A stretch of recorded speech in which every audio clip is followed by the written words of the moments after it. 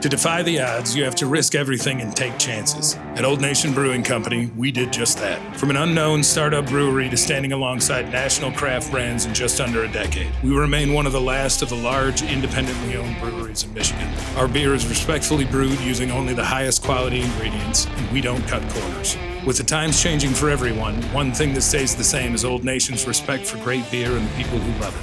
We're growing in cans produced and fans made. When you taste our beer, you'll know why.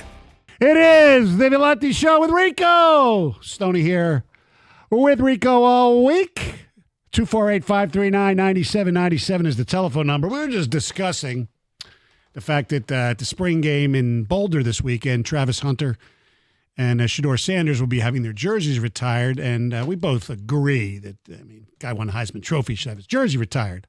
I question whether he should wait a year, but the Colorado tradition basically is, the year after you're done, if you're going to retire a jersey, they do it. They've retired 6 jerseys. And Rico was kind of alarmed about Shedeur Sanders because he said he's really not that good. And you know what? And I was looking back at other Colorado players that probably should have their jersey retired. And I mentioned Eric Bieniemy. He's their all-time leading rusher. Yeah.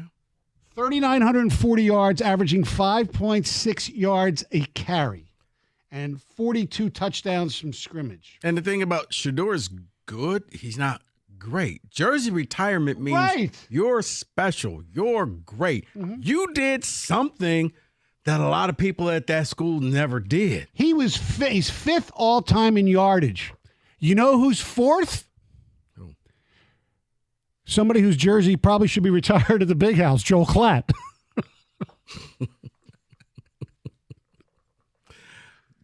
You know what? Thank you. Thank you very much. That was for you. There you go. That was for you. But yeah, Joel Klatt's 4th. Shedeur Sanders has been. Now, Joel Klatt played for 4 years, had more attempts, but yes.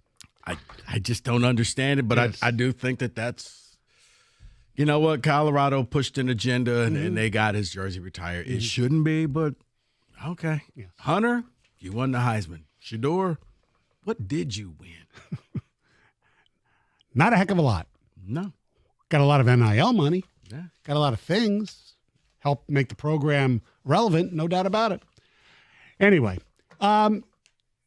Matthew Golden, the wide receiver from Texas, was visiting in our area the other day, the Detroit Lions. Yeah, I saw that. I'm trying to figure out why. And the only thing I could think of, because certainly wide receiver is not exactly a weakness for the Detroit Lions. I mean, you got Amon-Ra St. Brown. You got J-Mo. We'll get to him in a second. Patrick's pretty good. You have good tight ends. The passing game is pretty good. Khalif Raymond coming back. They'll probably draft another wide receiver. I thought so during, that they will during the draft. But it never crossed my mind that Matthew Golden would be on their radar, because everything I've seen has been, anywhere mid to late first round or early second round, which it makes no sense to me. Well, it does if he's going to be your new starting wide receiver, taking somebody's spot. That's the only way it would make sense. Because other than that. Well, look at this. Cut Tim Patrick, is that what you're saying? No, because here's the thing. We're, 8 days away from the draft? Yeah. Something like that, yeah. I got to think your time is valuable because people are like, it's a smoke screen. I don't have that much time that I can waste a couple of hours on somebody that I really have no thought of drafting, but I want to make these other teams think I'm going to draft him.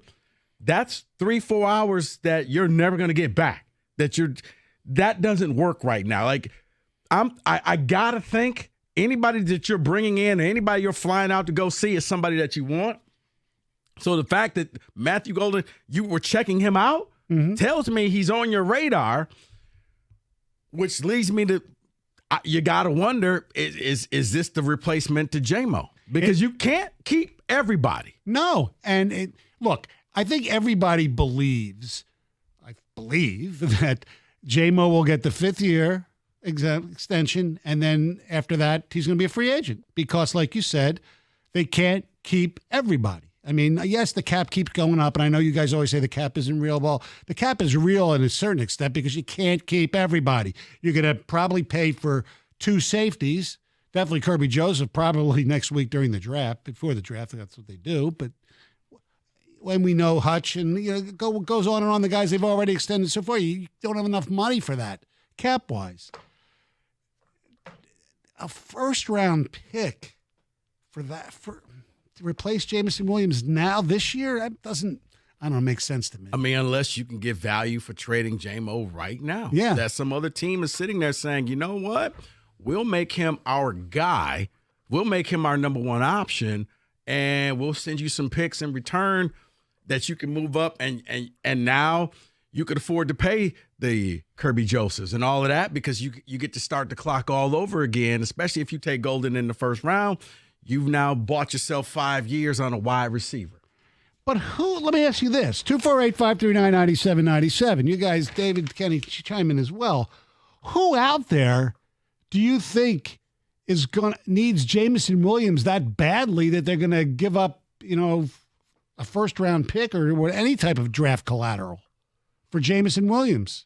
I mean, Stoney, it's it's the NFL. You see the surprise trades all the time. You're like, wow, I didn't see that coming. I mean, your team, they got rid of, Debo, and who knows? They got rid of Debo. They thought about getting rid of Ayuk. Yeah, but there was nobody that offered anything. You see what happened with Cincinnati, where their receivers were pretty much out there. If you offer me a right deal, Tyreek Hill, the Dolphins have said, if you come with the right deal, we'll trade him. Wide receivers, I know we love to value them, but yet they are really not valued that much in the NFL because there's so many of them. Fans value them because they're fun.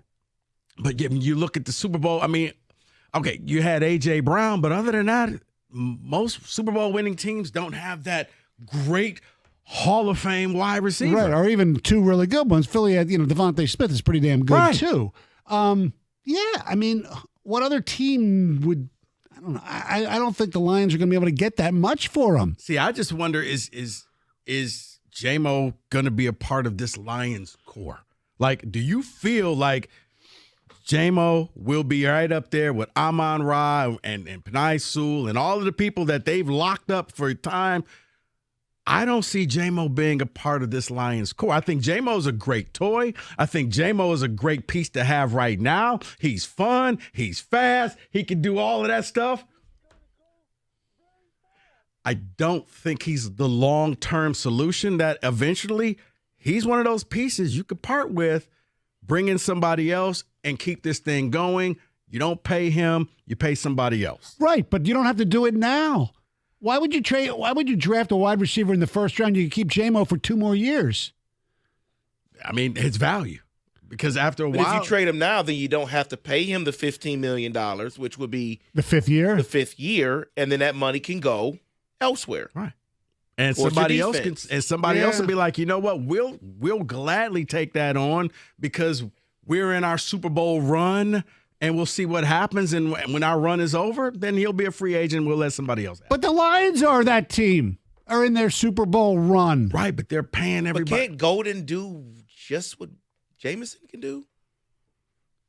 So are you really missing anything if you get Golden and don't have Jameson? I don't know. I think there's so many other needs on this team besides wide receiver that you could. Oh, I'm just as shocked as you. Swallow the $15 million next year that you have to pay him.